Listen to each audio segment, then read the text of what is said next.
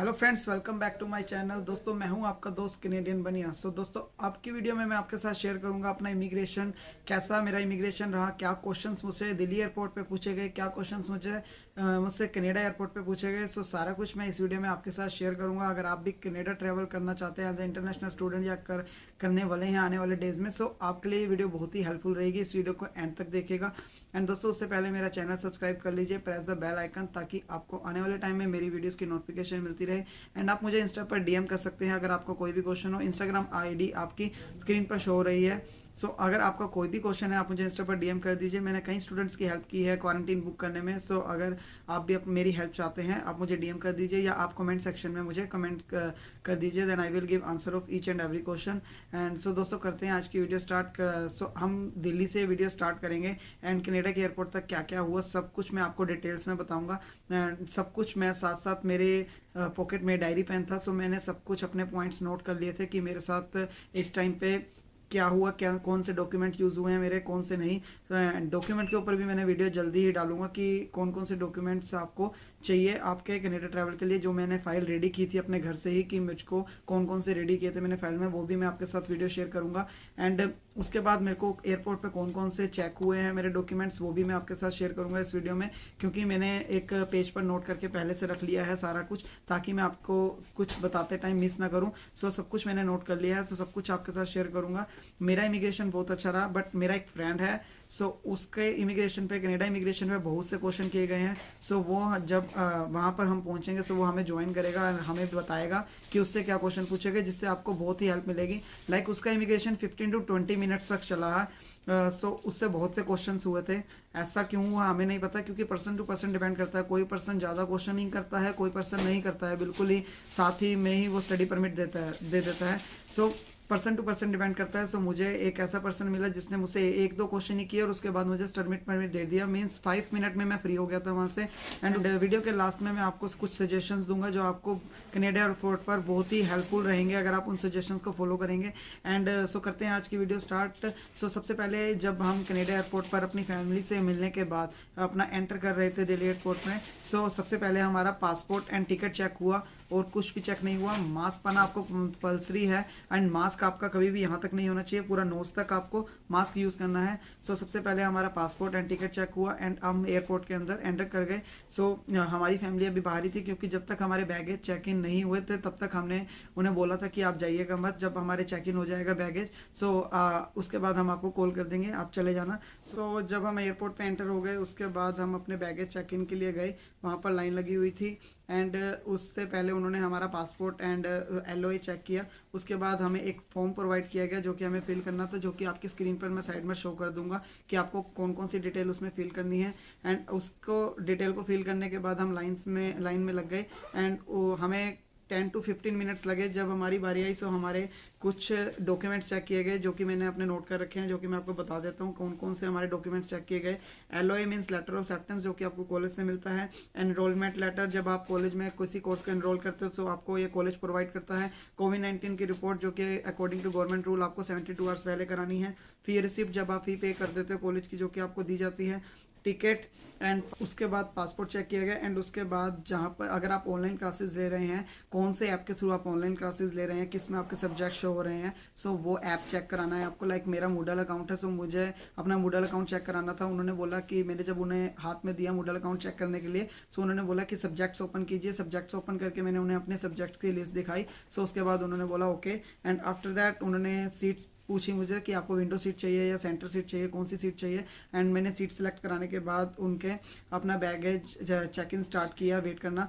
उन्होंने मेरे बैगेज का वेट किया। टोटली वो ज़्यादा ही था, बट उन्होंने कोई प्रॉब्लम क्रिएट नहीं की एंड बैगेज चेक इन ले लिया गया मेरा। जैसा कि मैंने आपको पहले ही बताया था कि किसी बैग का मेरा 23,300 था, 24 था।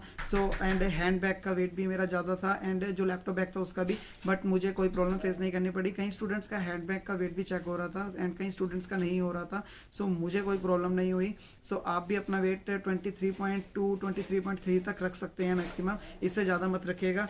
एंड उसके बाद हमारे बैगेज चेक इन हो गए, उसके बाद हमने पेरेंट्स को अपनी फाइनली बाय बोल दिया अंदर से ही, एंड हमारे पेरेंट्स चले गए थे। उसके बाद हम डिपार्चर पॉइंट पे चले गए, डिपार्चर इमिग्रेशन। सो उसके बाद वहाँ पर हमें लाइन में लगना पड़ा। लाइन में लगने के बाद हमारे इमिग्रेशन में हमसे वहाँ पर कोई क्वेश्चन नहीं हुआ, लेकिन जहाँ बैगेज चेक इन था वहाँ पर क्वेश्चन पूछे गए थे, why are you going Canada, बस ओनली वन क्वेश्चन पूछा था उन्होंने, और कोई भी क्वेश्चनिंग नहीं हुई वहाँ पर।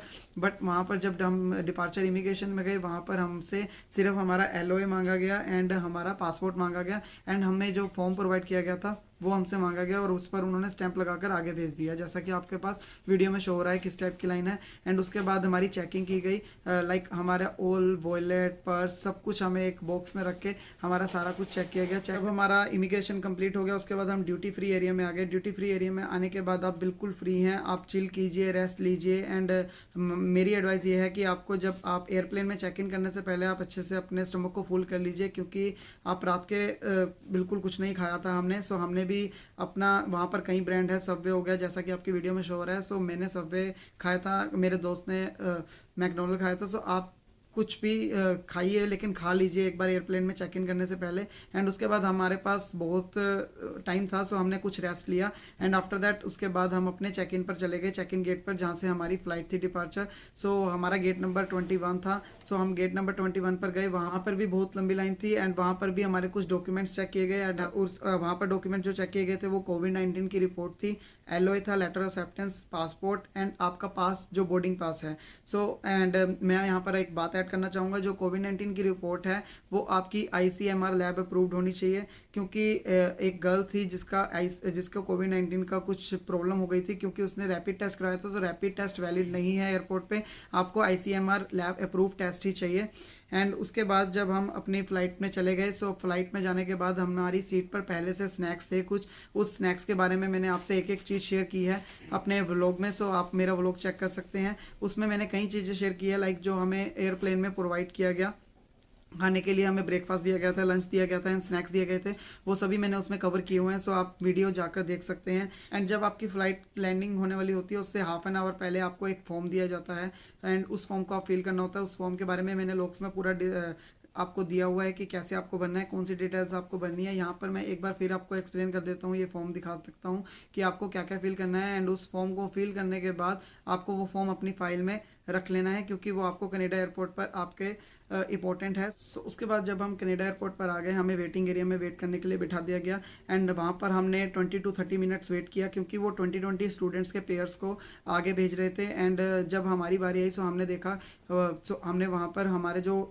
फॉर्म मिला था हमें एयरप्लेन में, जो हमने फिल किया था उस पर वो स्टैंप लगा रहे थे, एंड साथ में हमारे डॉक्यूमेंट्स चेक हो रहे थे, वही डॉक्यूमेंट सेम LOA, कोविड-19 की रिपोर्ट, पासपोर्ट एंड रिसिप्ट है।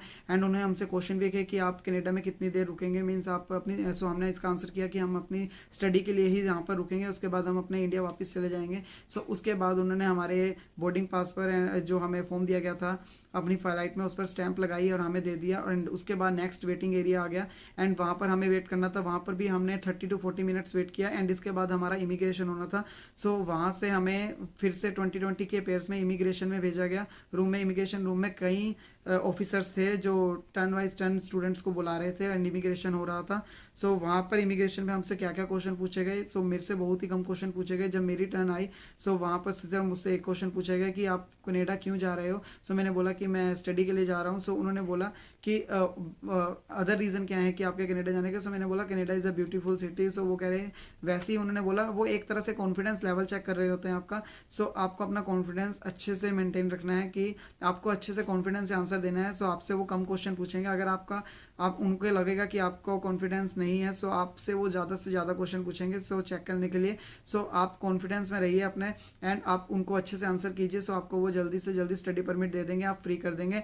बट दोस्तों मेरा तो इमिग्रेशन 5 मिनट में हो गया था, लेकिन मेरे फ्रेंड है जो मेरे साथ रूम में स्टे कर रहा है, उसका हम इकट्ठे ही स्टे कर रहे हैं वन रूम में। सो उसका जो इमिग्रेशन हुआ वो बहुत ही 15 to 20 मिनट तक चला था, लॉन्ग चला था। सो उसको बहुत से क्वेश्चन किए गए थे। सो वो अभी आने वाला है हमारे साथ वीडियो में, वो हमें बताएगा कि उससे किस टाइप के क्वेश्चंस किए गए। सो दोस्तों ये है गगनदीप सिंह, मेरे फ्रेंड जो मेरे साथ रूम शेयरिंग में है, एंड हम इकट्ठे ही स्टे करेंगे कनाडा में बाद में भी। सो इन्हीं का इमिग्रेशन है जो 15 to 20 मिनट चला। सो ये एक्सप्लेन करेंगे इनसे क्या क्वेश्चनिंग की हुई। मैंने जैसे आपको अपना इमिग्रेशन का बता दिया है कि मुझसे बहुत ही कम क्वेश्चन पूछे गए। सो ऑफिसर टू ऑफिसर भी डिपेंड करता है। कोई ऑफिसर ऐसा होता है जो बहुत से क्वेश्चन करता है, एंड कोई ऑफिसर ऐसा होता है जो आपको 2 मिनट में फ्री कर देता है, कुछ भी पूछता नहीं है। सो ये गेम जो है वो ऑफिसर टू ऑफिसर बहुत ही ज़्यादा डिपेंड करती है। एंड जो अगर आप डिटेल में इसके बारे में जानना चाहते हैं तो मैंने एक व्लॉग डाला हुआ है, वो चेक कर लीजिए यूट्यूब चैनल पर मेरे। सो आप उससे बहुत हेल्प मिलेगी आपको। सो करते हैं गगनदीप सिंह से बात। तो गगनदीप सिंह, आपसे क्या क्या क्वेश्चन पूछेगा? आप इमिग्रेशन क्यों 15 to 20 मिनट तक चला? भाई सबसे सबसे पहले तो उन्होंने मेरे से पूछा कि आप कनाडा क्यों आए हो। तो इसका मैंने आंसर दिया कि स्टडी करने के लिए आए हैं, है ना। तो उसके बाद उन्होंने पूछा कि आप ऑनलाइन स्टडी भी कर सकते थे इंडिया में, आप कनाडा ही आके ही क्यों स्टडी करना चाहते थे। तो फिर मैंने उसका आंसर किया, अभी टाइम जोन की डिफरेंस की वजह से अदर रीजंस भी मैंने उनको बताए।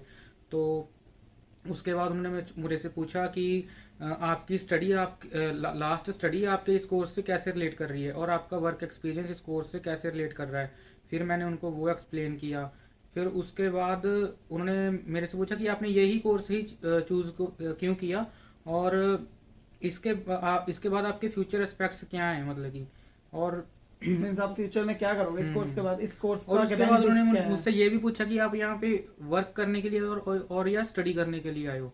और उसके बाद उन्होंने मेरी एलओए मांगी, फिर मेरा मेडिकल मांगा, फिर मेरा पासपोर्ट भी मांगा, और उस कोविड नेगेटिव टेस्ट मांगा, और मेरी फीस रिसिप्ट मांगी। फीस रिसिप्ट मांगने के बाद उन्होंने मेरे से पूछा कि आपका मोड ऑफ पेमेंट क्या था, मतलब कि आप वो हमें चेक करवाइए, ये पूरी फीस आपने कैसे पे की। फिर मेरे पास स्विफ्ट कॉपीज थी वेस्टर्न यूनियन ट्रांजैक्शन की। फिर मैंने उनको वो चेक, मेरे पास थी, मेरे एजेंट ने मुझे दी थी, तो मैंने उनको वो चेक कराई। फिर उसमें मैंने एक एक सेमेस्टर की एक फर्स्ट सेमेस्टर की पहले भरी थी, और सेकंड सेमेस्टर की फीस बाद में भरी थी। तो वो बोले कि ये तो फीस पूरी नहीं है, मतलब इसमें अकाउंट डिटेल नहीं है प्रॉपर, हमें डिटेल चेक कराइए भी इन डॉलर्स, आपकी फीस 15,800 समथिंग कैसे बन रही है। तो उनको मैंने अमाउंट ये मतलब फर्स्ट सेम की और सेकंड सेम की मिला के कैलकुलेट करके बताई। और उसके बाद उन्होंने मेरा मूडल अकाउंट चेक किया, जो लैम्पटन कॉलेज का मूडल अकाउंट है, वेब पोर्टल। बोला कि इसको लॉगिन करके दिखाइए। तो मैंने उसको लॉगिन करके दिखाया। तो उसके बाद उन्होंने मेरे से मेरा मोबाइल ले लिया और अपना जो भी अंदर उन्होंने चेक किया। उसके बाद मेरे को बोला कि आपके ये सब्जेक्ट हैं, मतलब कोई रैंडमली सब्जेक्ट उठा के बता रहे थे मूडल अकाउंट पे। तो सारे कोर्सेज के जितने भी कॉलेज के सब्जेक्ट हैं सारे थे उस पे। तो मेरे को दिखा रहे थे कि is this date is your subject, date is your subject. फिर मैंने उनको सारा मना कर दिया। मैंने उनको मेरे को याद थे कौन कौन से कोर्स हैं, मैंने उनको सारे कोर्स बताए, उनको ओपन करके बताए अपने। फिर मैंने उनको ग्रेड्स दिखाए। तो वो मेरे को ऐसे कंफ्यूज कर रहे थे कि ये आपका कोर्स है या नहीं है। तो मैंने उनको प्रॉपर अपने वेब पोर्टल से अपने कोर्सेज की लिस्ट खोली और बताया कि ये मेरे सब्जेक्ट हैं, जो आप मेरे को दिखा रहे हैं ये सब्जेक्ट नहीं है मेरे। और यही मेरी कन्वर्सेशन उनसे 20 to 25 मिनट चली।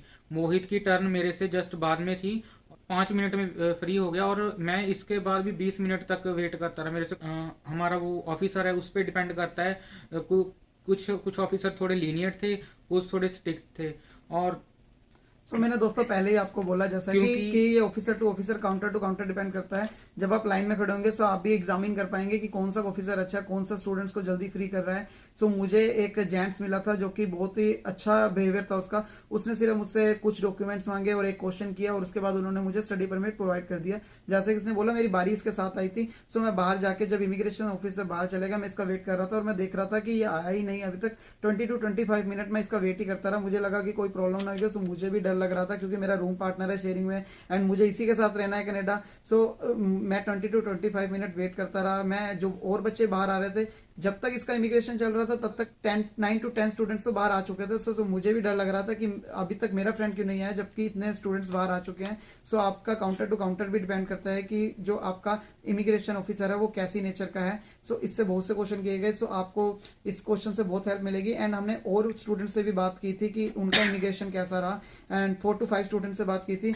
वो भी हम डिस्कस करेंगे। सबसे ने एक बात और नोट की थी एयरपोर्ट पे कि अगर आपका मास्क आपने यहाँ तक पाया हुआ है ना, तो आपको अपना फाइन भरना पड़ सकता है इमिग्रेशन के टाइम। इमिग्रेशन ऑफिस में आपको ध्यान रखना है कि आपका मास्क आपके नोज के ऊपर तक होना चाहिए, क्योंकि वहां पर एक लड़की थी, इन्होंने नोट किया था ये बात उसने मास्क नाक से नीचे पहना हुआ था, और वहाँ ऑफिसर ऐसे ही घूम रहे होते हैं, तो उन्होंने उसका चालान काट दिया। हमें नहीं पता कितने का काट दिया, तो उसका चालान काट दिया। मतलब मेन बात इमिग्रेशन के टाइम ये है कि आपने बिल्कुल भी नर्वस नहीं होना, आपने बिल्कुल भी कंफ्यूज नहीं होना। आप जितने भी डॉक्यूमेंट चेकलिस्ट है, आप एक बात और, उन्होंने मेरे से मेरे 3 डेज की 3 डेज स्टे की डिटेल मांगी, फिर 11th डे। और मेन बात है कि वहां पे कंफ्यूज नहीं होना आपने। वो आपको नर्वस करेंगे, कंफ्यूज करेंगे, जो बीच में 1-2 बंदे हैं ना, वो आपको मतलब पूरा प्रॉपर करेंगे। तो मैंने जो क्वेश्चन करेंगे आप कॉन्फिडेंटली उनका आंसर देना, चाहे 1 वर्ड में देना, चाहे डिटेल में देना। तो मतलब उनको आंसर से क्लैरिटी होनी चाहिए। मतलब आपको ये भी होना चाहिए कि उसने क्या बोला। मतलब उसने मेरे से पूछा कि आपका कोर्स कितने टाइम का है, कब से ज्वाइन किया, कितना हो गया, कितने सब्जेक्ट कंप्लीट हो गए, इतनी मतलब मुझे से इतनी डेप्थ में डिटेल पूछी। आपका स्टे यहाँ पे कितने टाइम का है, कितने टाइम का आपको वीजा मिला है। ये क्वेश्चन आंसर भी उन्होंने मेरे से प्रॉपर मतलब किए थे। और एक बात और है, जो अब आप अपने ना डॉक्यूमेंट लेके आओगे, जो आप अपने डॉक्यूमेंट लेने हैं, तो उस पे ना एक काम करना, या तो स्टिकी नोट्स लगा लेना, या अपने डॉक्यूमेंट पे नंबरिंग कर लेना। एक नंबर पे ये डॉक्यूमेंट पड़ा है, एक पे ये पड़ा है। क्योंकि बहुत सारे स्टूडेंट्स या हम खुद भी ना नर्वस हो जाते हैं, कंफ्यूज हो जाते हैं, जब हमसे सर्टिफिकेट या कोई भी डॉक्यूमेंट मांग रहे होते हैं, वो हमें नहीं मिलता टाइम पे, तो इसकी वजह से भी बंदा नर्वस हो जाता है। तो फिर इनका कहने का और मतलब ये एक है। बात और करना कि सेम डॉक्यूमेंट्स अपने स्कैन करके फोन में भी रख लेना, क्योंकि आपको अगर हार्ड कॉपी नहीं मिलती तो आप उनको सॉफ्ट कॉपी दिखा सकते हैं, वो एक्सेप्ट करेंगे। इनका कहने का मतलब यह है कि आप अपने डॉक्यूमेंट को proper like manage. First page पे मैनेज करिए। जैसे कि मैंने इसके ऊपर वीडियो डाली हुई है कि आपको कौन कौन से डॉक्यूमेंट चाहिए।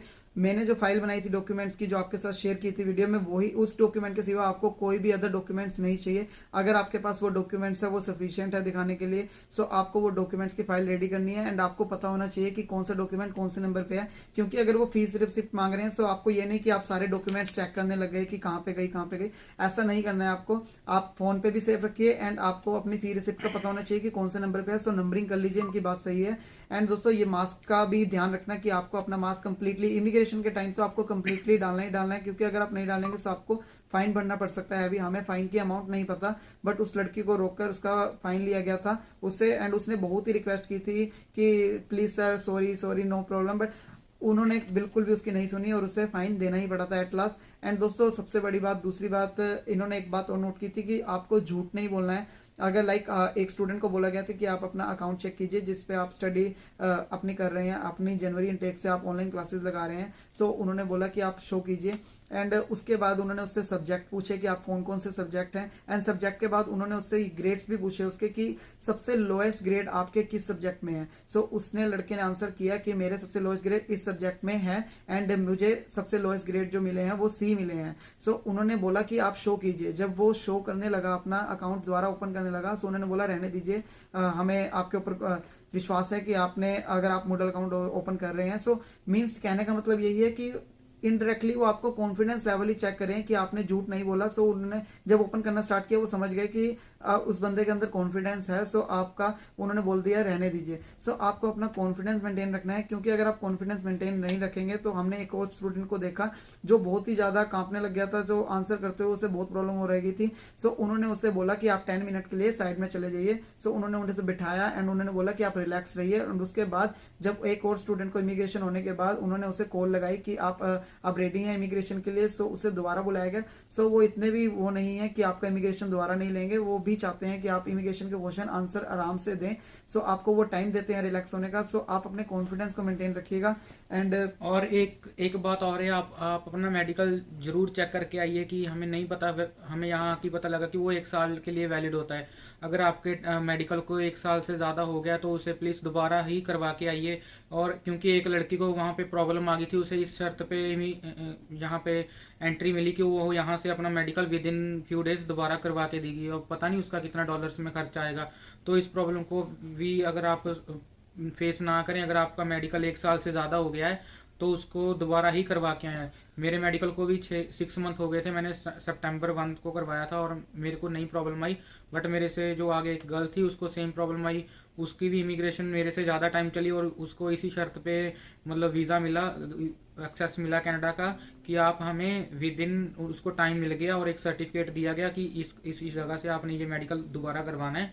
तो वो मेडिकल को लेके बहुत ही स्ट्रिक्ट हैं। और आपका कोरोना टेस्ट भी है जो RT-PCR होना चाहिए, ICMR लैब से अप्रूव्ड, वो रैपिड नहीं होना चाहिए। क्योंकि ट्रैवल जब हम इंडिया से ट्रैवल कर रहे थे तो एक लड़की का टेस्ट रैपिड था, तो उसको बोर्डिंग पास नहीं मिला था, जबकि उसको बैगेज चेक इन के टाइम अलाउ कर दिया गया था आगे जाना, बट वो बोर्डिंग के टाइम उसे अलाउ नहीं किया गया था। उसके बाद उसका क्या हुआ क्या नहीं, आप ऐसी प्रॉब्लम ना फेस करें, तो इसीलिए आपको पहले ही बता रहे हैं। और यहाँ आके भी आपको एक बात और सजेस्ट करना चाहेंगे, आपका कोरोना टेस्ट आपकी फ्लाइट से एक दिन के पहले का ही होना चाहिए। और इतना क्योंकि मीन्स जो गवर्नमेंट के अकॉर्डिंग रूल है वो 72 आवर्स वैलिड होता है आपका कोरोना टेस्ट, तो आपका 72 आवर्स के अंदर अंदर होना चाहिए। अगर वो एक्सपायर हो गया, सो आपका कोविड-19 टेस्ट एक्सपायर हो गया, सो आपको एंट्री नहीं मिलेगी कनाडा एयरपोर्ट पे। सो आपको वो ध्यान रखना है, आपको हर डॉक्यूमेंट अपना चेक करना है कि एक्सपायरी डेट उसकी क्या है, अच्छे से सेटअप करना है। मेरी वीडियो देख सकते हैं, उसके लिए मैंने वीडियो डाल रही हुई है, एंड आप अपने डॉक्यूमेंट्स को अच्छे से मैनेज कर सकते हैं। एंड दोस्तों ये तो क्वेश्चंस थे, एंड सिंपल क्वेश्चंस भी, लाइक आप यहाँ पर कनाडा में क्यों आए हैं, आप कनाडा में क्या करने आए हैं, एंड आप वर्क करेंगे या नहीं अपनी ड्यूरिंग स्टडी। सो आप इसके लिए अपनी एक बार SOP को जरूर रीड कर लीजिए, क्योंकि बाई चांस अगर आपका SOP से रिलेट नहीं करता है आपका आंसर, सो वो नोटिस कर लेते हैं। सो आप के लिए ये अच्छा है कि अगर आपने SOP आपके एजेंट ने बनाई है, सो उससे मंगवाइए और आप उसे पढ़ लीजिए। एंड या तो आप अगर आपने अपनी SOP खुद बनाई है तो आपको कोई प्रॉब्लम नहीं फेस करनी पड़ेगी। सो दोस्तों यही था इमिग्रेशन जो मेरे फ्रेंड ने बताया, जिसको 20 to 25 मिनट लगे। एंड सो उसके बाद जब आपका इमिग्रेशन डन हो जाता है, सो आपको उसके बाद लगेज कलेक्ट करना है अपना, जो कि आपको वीडियो स्क्रीन पर दिख रहा होगा कि जहां पर आपका लगेज आ जाएगा। सो उसके बाद आपको लगेज कलेक्ट करने के बाद आपको अपना एक ऐप पर रजिस्टर करना है, कोविड-19 का टेस्ट के लिए जाना है। सो कोविड-19 के टेस्ट के लिए जब आप जाओगे, वहां पर एक आपको हेल्थ पोर्टल है उनका, उस पर रजिस्टर करना है। उसके ऊपर मैंने वीडियो डाली हुई है कि आप अपना हेल्थ पोर्टल पर रजिस्टर कैसे कर सकते हैं, क्या क्या आपको फिल करना है, उसमें क्या क्या आपको चाहिए उसको फिल करने के लिए। सो 11 डेज क्वारंटीन होना जरूरी है सबसे पहले उसके लिए। सो आपको सारी डिटेल्स उसमें फिल करनी है, आप मेरी वीडियो चेक कर सकते हैं, मैं उसका लिंक डिस्क्रिप्शन में दे दूंगा। एंड उसके अगर आप यहीं से करके जाएंगे तो आपके लिए बेनिफिशियल रहेगा, क्योंकि अगर आप वहां पर करेंगे, वहां पर उसके लिए लाइन लगी होती है। सो आपको 15 to 20 मिनट्स और ज्यादा लगेंगे उस पर रजिस्टर करने के लिए। एंड अगर आप ऑलरेडी रजिस्टर्ड होंगे, सो आपको ऑफिसर के पास भेज दिया जाएगा एक, एंड वो ऑफिसर आपकी ईमेल पूछ के आपको एक डॉक्यूमेंट प्रोवाइड कर देगा एंड काउंटर नंबर दे देगा कि आप वहां पर उस काउंटर नंबर पर जाकर अपना कोविड-19 टेस्ट करा लीजिए। एंड वहां पर जब आप जाओगे, तो कोविड-19 टेस्ट में आपके सिर्फ 5 to 10 मिनट्स लगेंगे, एंड आपकी रिपोर्ट अपने आप 3 डेज क्वारंटीन में आपके पास आ जाएगी, जीमेल पे भी आ जाएगी। एंड उसके बाद जब आपका कोरोना टेस्ट हो जाएगा, आपको जाते हुए गेट के पास आपको एक कोरोना किट दी जाएगी, एंड साथ में इंस्ट्रक्शंस दी जाएगी कि जो आपने रजिस्टर किया है healthportal.com पे, वो आपको जो किट में नंबर मिलेगा उस पे आपको जिस पे आपने रजिस्टर किया था उसमें आपको वो फिल करना है। एंड उसके बाद आपको एक वीडियो मिलेगी जिसपे आपको इंस्ट्रक्शंस होगी कि आपको अपना कोरोना टेस्ट कैसे करना है। क्योंकि आपको पता होगा कि जब आपका 14 डेज का क्वारंटीन का एंड पीरियड आने वाला होता है, सो आपको कोविड-19 का टेस्ट आपने आप करना है। सो आपको वो इंस्ट्रक्शंस दी जाती है कि आपको कैसे करना है, एंड आपको उस कोरोना टेस्ट का क्या करना है। एंड उसके बाद जब हमारे किट हमें मिल गई, हमें इंस्ट्रक्शंस मिल गई, उसके बाद फिर से हमारी गेट के पास एक लॉन्ग लाइन थी जिसमें हमें रुकना था, क्योंकि वहां पर होटल्स की जो बसेस थी वो आ रही थी, एंड वो अपने आप अनाउंस करते थे कि इस होटल की बस आ गई है, सो आप चले जाइए। सो हमारी होटल की बस हमें 25 to 30 मिनट वेट करना पड़ा था। एंड आफ्टर दैट जब हमें अपनी होटल की बस मिल गई थी, सो हम होटल पे मूव कर गए थे। एंड होटल पे मूव करने के बाद मैंने होटल की वीडियो शेयर की हुई है कि आपको होटल्स में कैसे एंटर करना है, आपको लगेज अपना खुद ही संभालना है। सो कुछ बातें मैंने होटल के बारे में बता रखी है, आप मेरे होटल के रूम का व्लॉग देख सकते हैं, जिसमें मैंने रूम की भी एवरीथिंग एक्सप्लेन की है। सो आप मेरा व्लॉग देख लीजिए, आपको हेल्पफुल रहेगा। सो दोस्तों यही था immigration complete Delhi airport to Canada airport तक। तो दोस्तों please like this video, and अगर आपका इस वीडियो से रिलेटेड अभी भी कोई क्वेश्चन है आपका, सो आप मुझे इंस्टा पर DM कर सकते हैं या आप कमेंट सेक्शन में छोड़ सकते हैं, then I will clear your all doubt. So thank you guys for watching this video, stay safe, stay healthy.